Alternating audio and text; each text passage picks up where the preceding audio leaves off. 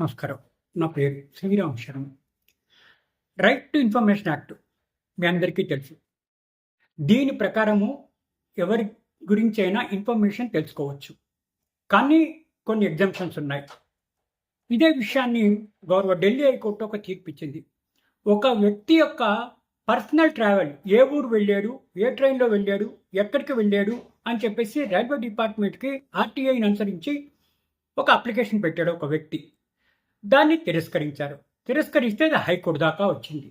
High court అనడం ఏంటంటే, ఇట్లా పర్సనల్గా ఇన్ఫర్మేషన్ అడగడానికి లేదు, సెక్షన్ 24 రైట్ టు ఇన్ఫర్మేషన్ యాక్ట్ని అనుసరించి.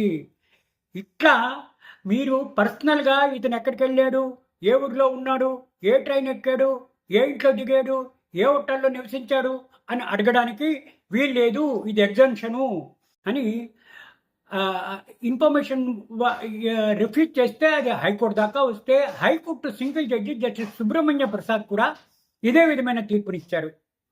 కరెక్టే, రైట్ టు ఇన్ఫర్మేషన్ యాక్ట్ని అనుసరించి పర్సనల్ అఫైర్స్, పర్సనల్ విషయాలు అడగడానికి వీల్లేదు, అది exemption section 24 information right to information యాక్ట్ని అనుసరించి అని. దీని ప్రకారం మనకి తెలిసేది ఏంటి, ఎవరైనా సరే ఇన్ఫర్మేషన్ రైట్ టు ఇన్ఫర్మేషన్ యాక్ట్ని అనుసరించి తెలుసుకోవాలి అంటే పర్సనల్ అఫైర్స్, పర్సనల్ ఇన్ఫర్మేషన్ ఇవ్వడానికి వీలేదు, section 24 right to information act అనుసరించి అది ఎగ్జామ్షను అని మనందరం గుర్తుపెట్టుకోవాలి. Thank you.